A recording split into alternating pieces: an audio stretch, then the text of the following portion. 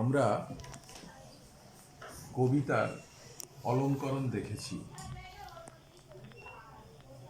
সাধারণত আগে কবিতা লেখা হয়, তারপরে আঁকা হয় ছবি, যাকে আমরা অলঙ্করণ বলি। কিন্তু একটা নতুন পরিকল্পনা এবার নেওয়া হয়েছে যে আগে ছবি আঁকা হবে, তারপরে সেই ছবি থেকে লেখা হবে কবিতা। আমার মনে হয় এই রকম পরিকল্পিত কাজ খুব কমই হয়েছে।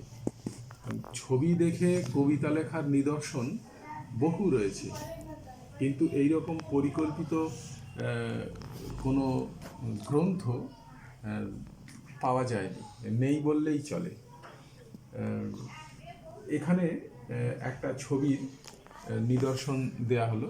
এই রকম অনেক ছবি আছে, সেই ছবিগুলো নিয়ে কবিতা লিখবেন। আগে ছবি, পরে কবিতা, এবং বিষয়টি ঐতিহাসিকভাবেও সত্য।